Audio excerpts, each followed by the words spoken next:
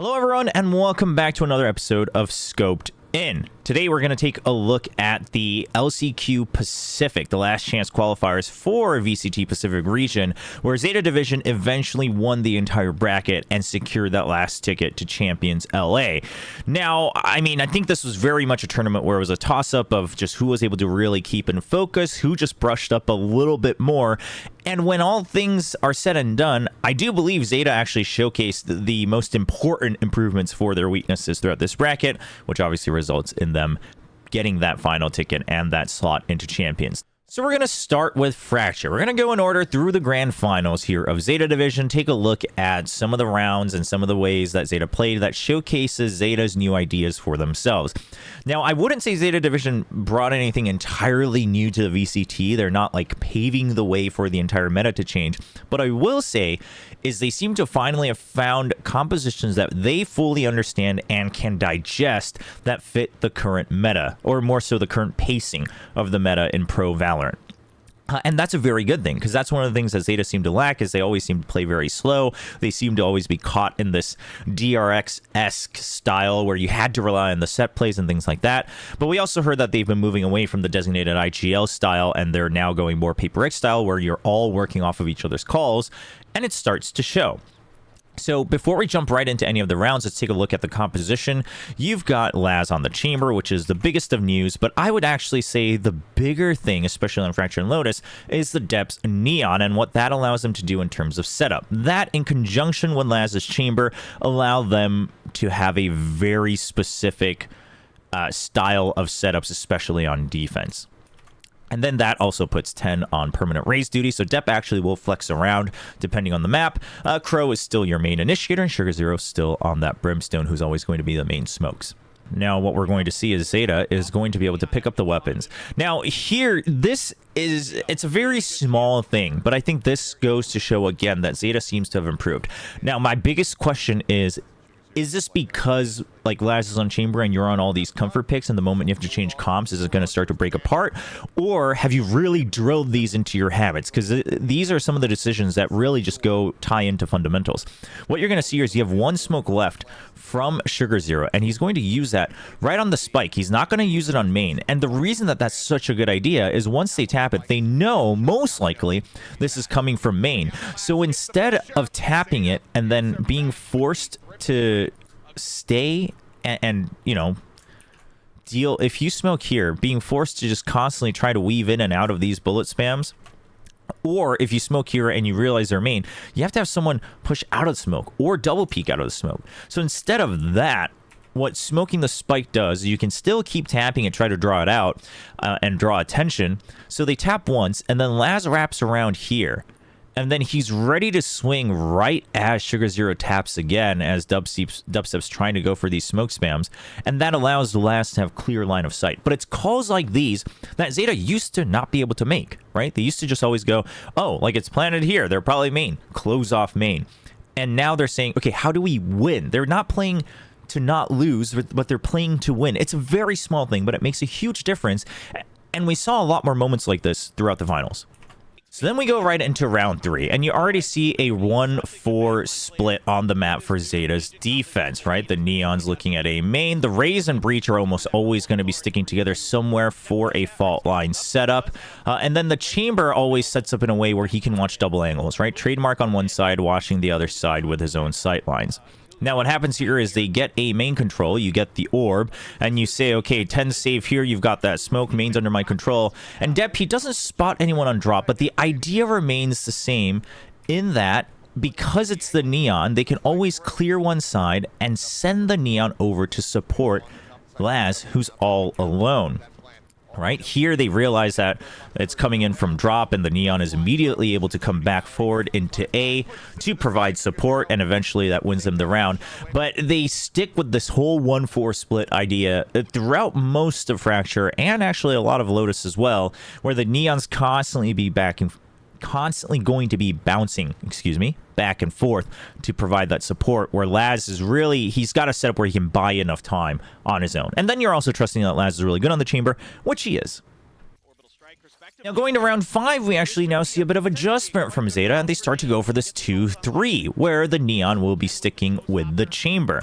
And what that means is this 3-man is always going to be looking at a very specific point of contact to go for a pinch or go for a push out or go for kills immediately with the breach and the raise until someone else gets contact on the other side. Now, with this 2-man setup, what that allows them to do is, as you can see, you put up the fast lane and the Neon's able to still cover Laz's back. Laz actually good for 2 regardless on his own. Depp not able to find dubstep right away. That leads into a bit of chaos, and eventually it will be the 2-man, the 2v1 being won by Zeta. Actually, a neat, decent little thing to note here as well. Again, very, very basic stuff, but it's stuff like this. What you'll start to note is once you get to, tournaments like Champions, it's whichever team is making less of these mistakes because everyone's so good at basics, right? And then, the complete like tier 1 versus tier 2 gets divided into tier 1 tier 2 is a bad idea, but like the absolute like grand finalists versus not, sure, like strats, comps, etc. But just the way that they're holding the double angle here between 10 and sugar 0, you would have to either swing around the spawn or to come in right around the generator. So it's just a good setup. But again, overall, the idea of, hey, let's put the Neon here. The Neon can always provide support again on this side, but quite frankly, the idea for me is let main go, take over dish, make sure we have that, and then we can rotate over. If you're watching here, Laz could even try to rotate over through north side as well if the hit didn't come into arcade. If he gets pushed, the trademark is there just to buy time. The Neon's watching the other side. The Neon can also basically jump around and wreak havoc, right? You see this in a couple rounds where Depp is just constantly jumping around the site while Laz goes around and gets kills. So it's a neat little variation on the whole 1-4 setup. So in round 8, we see the 1-4 setup again. And so what we're going to have is Laz is going to push forward. He puts the trademark up top, and then that way he's able to now watch this side over towards B main. He's got his own back covered. We have the 4-man setup, and the Raze was originally lining up for a fault line over by Dish just to keep that control, but Depp also there to continue to provide support in sight. You're still holding Dish with the Raze on 10. Eventually Sugar 0 gets taken down. Now again, the whole 1-4 setup's the same, but the cool thing about this round is it goes down to the 2v2, and the retake here from Laz and 10 are quite good. Now they know that Borkum is on the corner inside the site, so you're just holding that angle. Laz is holding that, and that gives time for 10 to start clearing angles, one by one, so you can set up for drop. Eventually 10 should be able to get the kill here, I believe, onto Envy, or was it Laz? One of them will be able to finish that off. I think it's 10. He gets the swing here. Never mind, it's Laz. Ignore that. But here, right through the orbital strike, we see 10 swing, and then Laz gets the kill. That's what I wanted to highlight.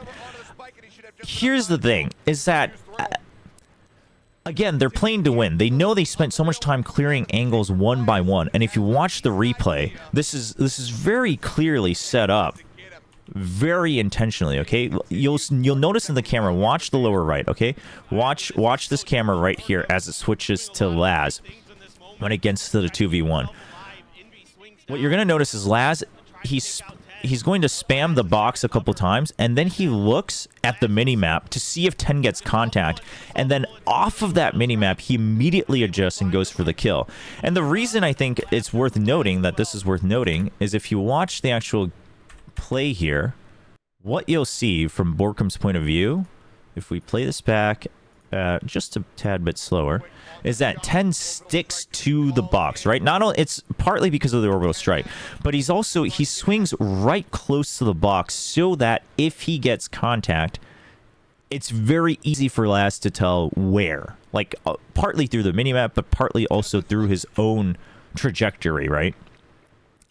And so Laz had just spammed the box. He's looking at the minimap. He hears contact. He sees the ping, and he immediately adjusts just ever so slightly and gets the kill. But things like these, it just needs to be drilled. You can't call for this to happen every time. And I think that's what was very promising about Zeta, is that when it came down to these 2v1s, 2v2s, these smaller skirmishes, their trading just seemed to be a lot more lined up than it used to be during the regular season. Okay, so now we're waiting on round 20, a time that was just used by ZETA Division, and they're just not able to get many rounds on attack. As you can see, they're losing control. Now, you have the operator on last to combat Dubstep's operator. ZETA Division is on attack, and what you want to pay attention to here is going to be the fact that we still see a little bit of the remnant of the old ZETA, right? Very slow, kind of locked into their own imagination. And that's going to be one of the biggest weaknesses once they go to Champions. So already you can tell it's going to be Depp who's actually over on the north side. They seem to go for this switch on the attacking side once things don't work.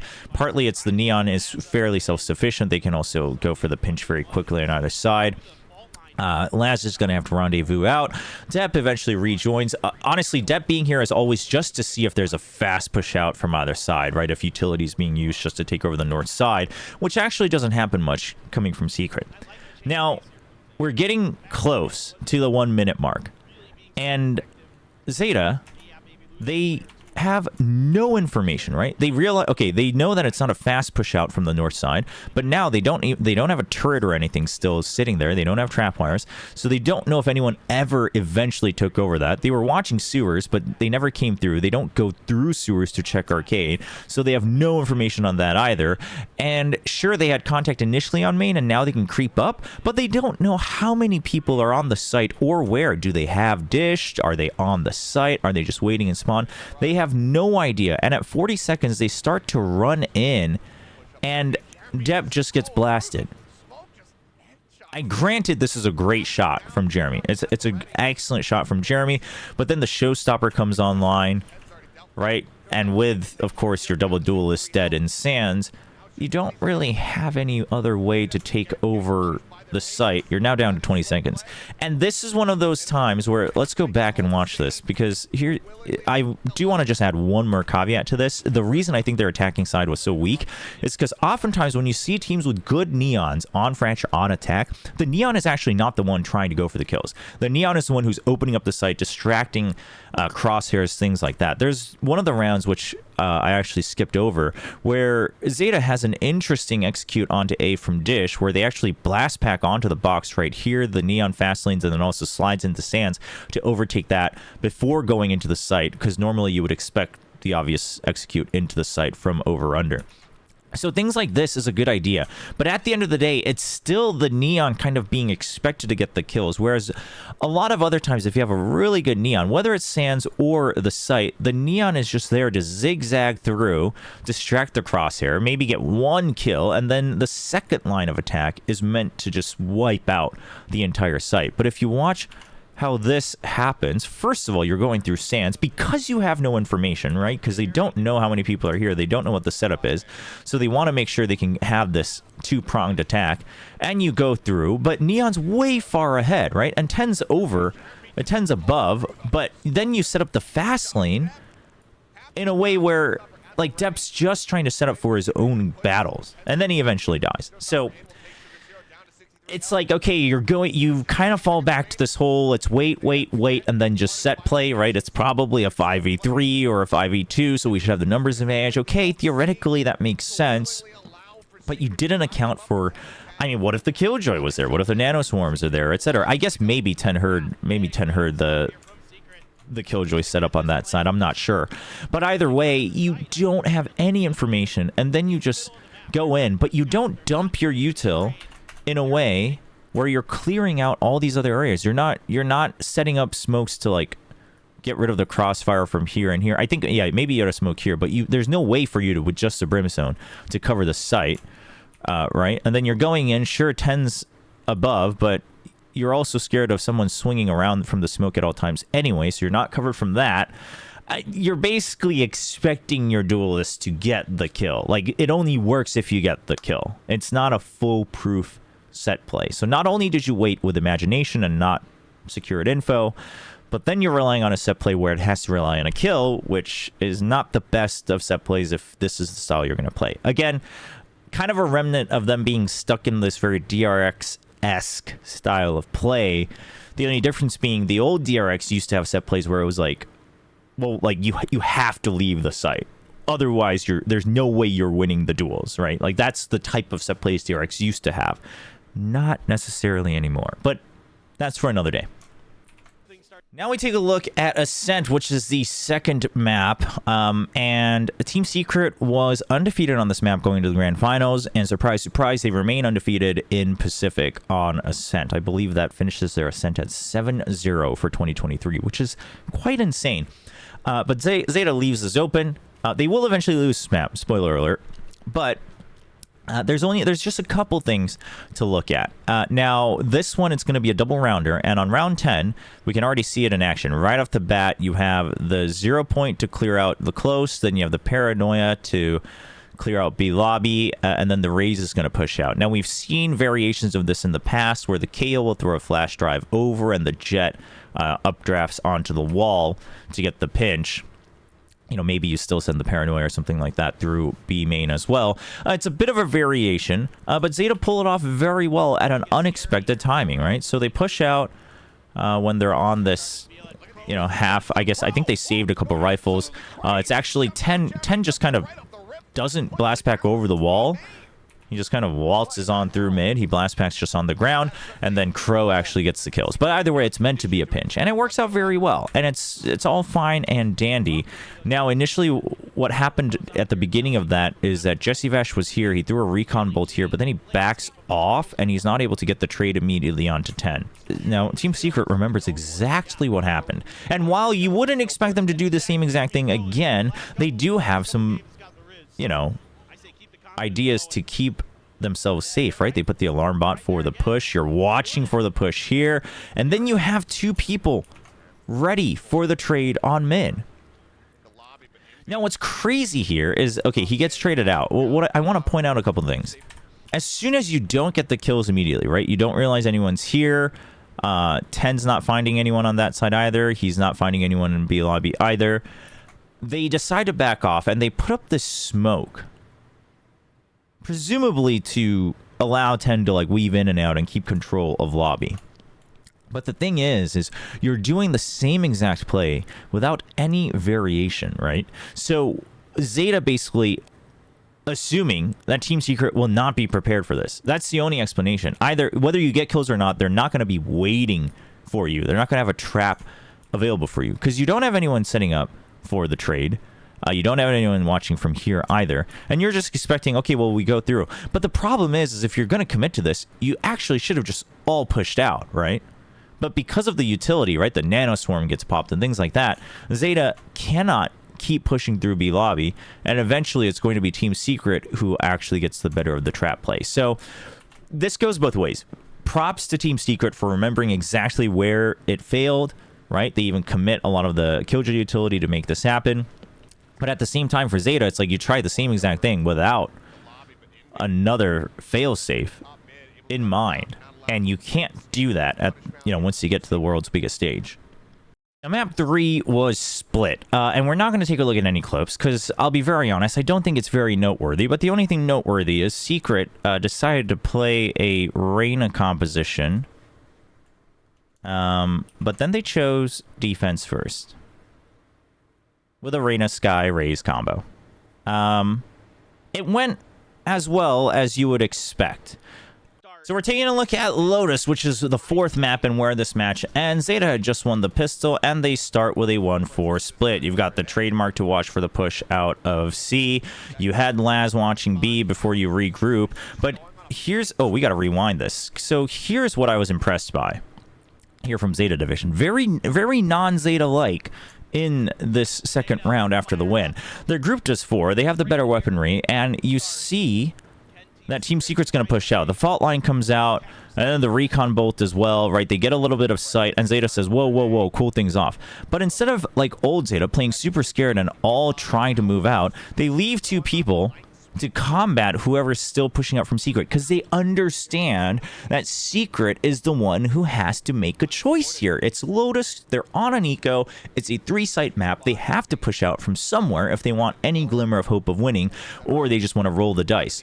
So Zeta, they stick together as 4, they get the first kill, and then they slowly start to clear things back out as 4, because they just simply don't want to give over weapons. So not only are they not playing scared, but they regain control of this, they're still watching for a push out of B, they still got the trademark over on C, and Zeta Division has really, really good map control on a round where, quite frankly, they could have just tried to bulldoze through. They're even checking walls. Zeta Division's spamming all the corners. Zeta Division is trying to get a numbers advantage. Zeta Division is trying to win instead of trying to survive. It's so refreshing to see.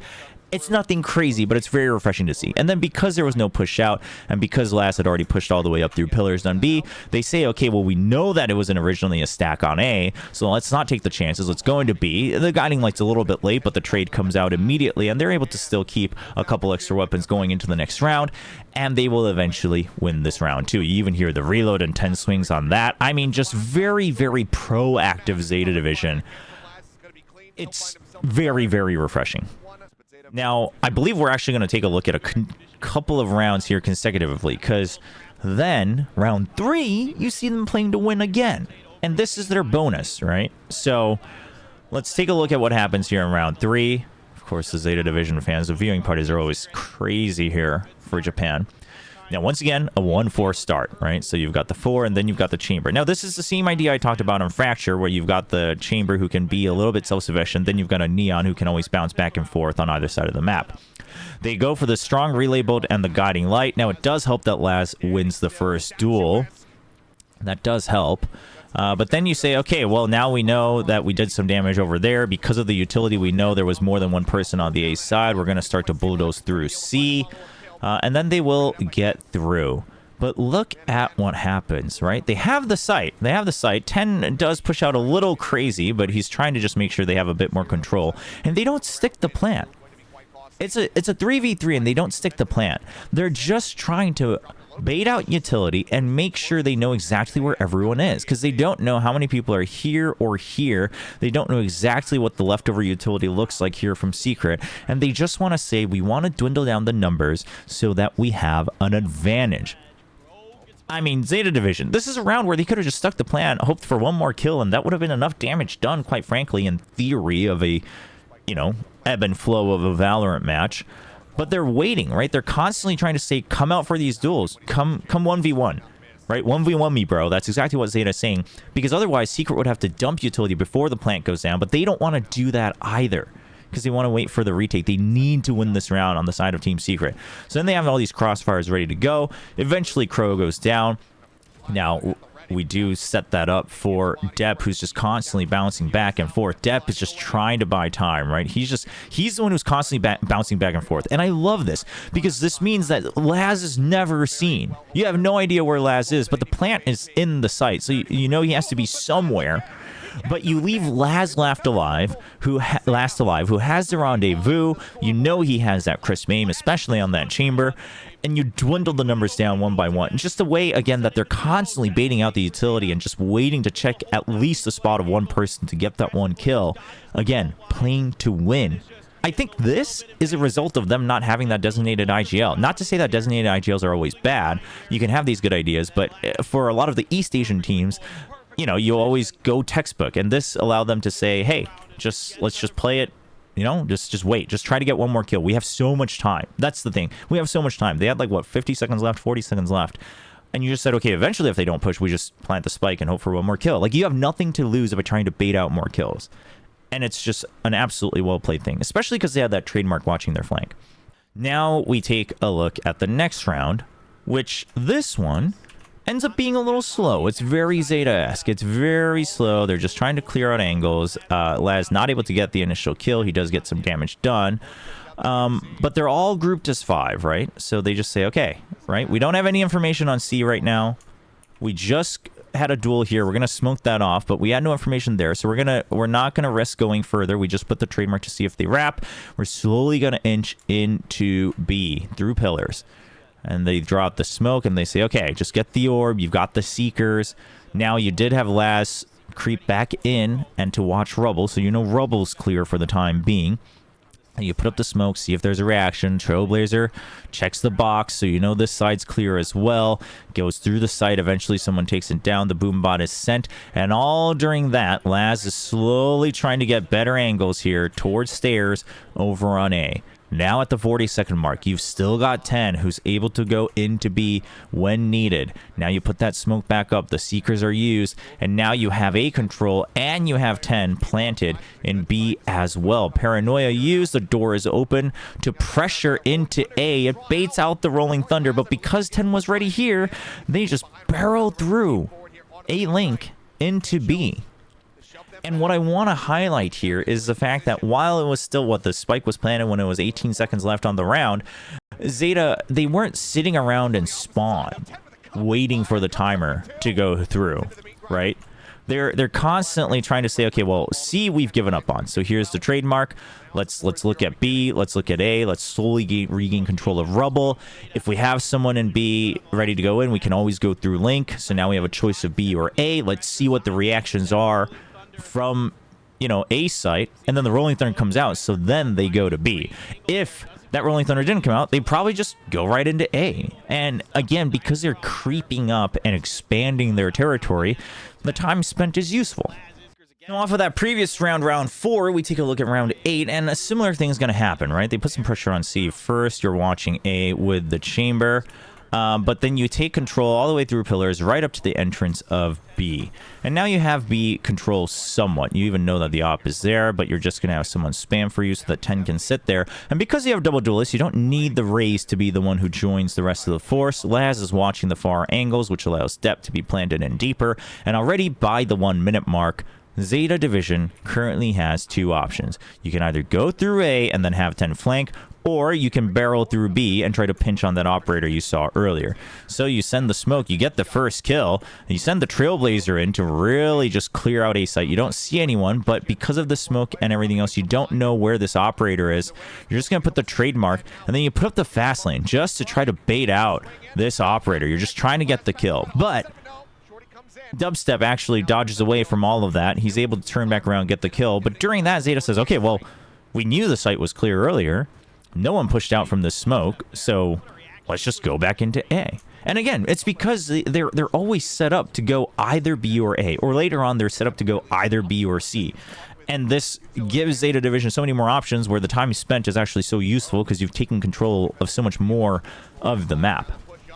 We start the second half, and right away it's a 2-1-2 setup with just the trademark, which, by the way, this range buff on the trademark is huge. One of the reasons why the chamber is becoming much more viable once again. Chamber was always, I think, still relatively viable on Lotus in terms of individual play, but now as a team, you can watch A and another site. Like, you can always watch 2 sites, basically, with the trademark. Now, Depp was the only one who was on B, and he immediately is able to rotate over right as this execute's happening. And that's just something I wanted to point out because it's something we're going to continue to see. It's something we saw in Fracture. It's something we're going to see here again. Is again, I don't think it's necessarily the last chamber that makes the world of a difference. I think it's the way, because they have the last chamber, how, as we see Sugar Zero gets a nice double kill, how Depp is able to constantly rotate using the Neon. And it allows for better default setups here from Zeta. Whereas in the past, they would have these very strict default setups that ended up being the bane of them. Eventually, they will be able to pinch through. Depp's just trying to create more of a diversion. Crow, quite frankly, was really only intended to get 1 kill there, but he is able to clean up both. He's going to go towards the Seekers, and Zeta win the pistol. Now taking a look at round 15, again, hey, it's the 1-4 setup. Trademark in B. All sites covered. Laz, he's just waiting. He hears a lot of movement in utility, and you immediately see 3 people rotate over. And again, you leave Depp alone just in case it's a fake. But the reason you can do that is because Depp is a Neon. You know no one's pushed into B, so he can just start sprinting all the way just in case someone's peeking into B. He will take the long route, but as the spike gets planted and the rest of the team gets information, he arrives right as the paranoia goes out. And Depp is now here with the rest of the team for the retake. So again, really good use of Neon's speed, right, with her sprint, where she's able to provide a lot of support. I can't remember if 10 actually ends up winning this. I think he does. Yes, so they even are able to get the bonus again. But at the end of the day, right, the whole 1-4 setup and then 3 people rotating over and then Depp rotating over gives them so much more stability. They know they're still watching for that potential fake and that it's potentially a C push, things like that. Neon's still able to arrive on time right after the paranoia goes out for the retake. Just really good understanding of their composition. Now, round 18, it's a bit of a new setup. You've got the trademark on C, and then the chamber is going to stay in B. And this has to be a bit of a read coming out from Zeta Division as well, because you have the Rolling Thunder, right? So there's a decent chance that the Rolling Thunder is used in C. You don't want to get caught by that. But this way, also, if a fight breaks out near Rubble, they can really provide a lot more support right away to try to stop them from getting in and getting all this space to potentially Rolling Thunder into A. So immediately off the bat of the round, you're going to see the relay bolt used. 10's going to move up, and then he's going to paint shells to pressure that side. Meanwhile, a smoke is used just to buy time on C.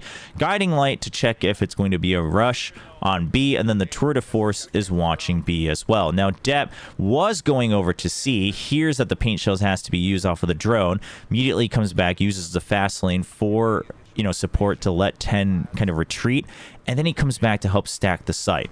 All while this is happening, Laz is just combating mid. Now he has full control, so he knows they're not crossing. So now the rest of the team knows that this is going to be a focus on to A. Now you're holding very close angles. You've still got stairs control. You've still got heaven. So even should a Rolling Thunder happen, you have someone else to trade, but it's not going to be needed because Depp is good for 2 right around the door.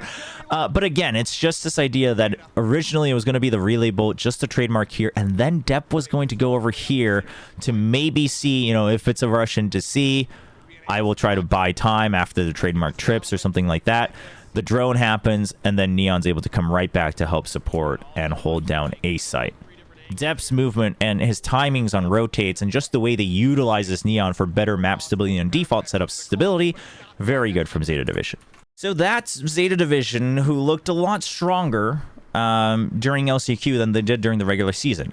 Again, obviously the chamber is a big part, but I think it's not necessarily that Laz's chamber is hard carrying every map, while of course he is fragging out very well, but it's much more that with the chamber and then putting 10 on Raze and then allowing Depp, specifically on Fracture and Lotus, to play this Neon has given Zeta a lot more confidence in their own interpretation of default setups of how to take control of areas and things like that. Now, I will say that means that if you're going up against Zeta, I think you absolutely ban Fracture or Lotus, whichever one you're less confident in. I mean, Zeta just seems so much more comfortable on the setups they have. I mean, why risk that when you can try to force step onto other agents where it's not providing as much value, right? And the same thing with Laz's chamber.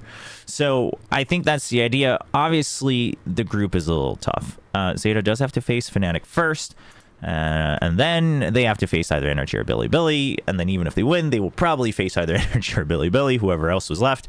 So it's gonna be a little tough. I will say even Billy Gaming, which by the way, in China, I would say, as a lot of people do, EDG is probably like a whole step above Billy and FPX.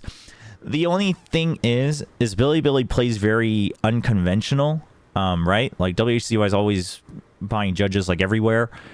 So if Zeta get flustered and they start to slow down a lot again, I think actually that starts to favor Billy. So hopefully Zeta can brush that up just a bit, where they don't default back into the old, like, let's just wait and then like hope our mind games worked and then run in as 5. Hopefully that's not the case anymore, because we saw a lot of that brushed up. But again, the 2v2s, the 2v1s, things like that, a lot cleaner here from Zeta Division. The non-designated IGL calling style seems to be working out for them. And I'm curious to see how they do. I think they have a really tough group, but I will say at the very least, I think they've shown improvement. I think Secret also could have very well won the LCQ. I don't think it's that Zeta like absolutely stomped Secret out or something like that. But I think Zeta simply identified their biggest weaknesses better, right? So losing these 2v2s, playing alone, things like that. And then just switch to comfort roles, and now our default setups are much more like we know exactly how to play our default setups, and we can start to play to win instead of just like playing really scared. So props to Zeta Division for figuring that out. Very curious what the effect is of Junior being the stage coach and how that coaching setup works out for Zeta Division. Hopefully we can find out in an interview in the future. But outside of that, best of luck to them. That's a look at Zeta Division's performance at the LCQ. Champions starts on August 6th, local time in LA. In Korea, that's August 7th or the morning of August 7th. So lots more VCT to come. We're going to be putting up our own tier list of the champions teams as well. We're going to do 2 versions of that, so stay tuned for that. Thanks so much for watching. Hopefully you guys enjoyed this video. If you did, please subscribe to the channel. Make sure you turn on your notifications and definitely leave a comment down below. Let me know what you thought of Zeta Division's performance at LCQ Pacific as well. Well, that's it for me. I will be casting champions on the Korean broadcast, so I'll be paying close attention to all these matches as well. Can't wait. See you guys later.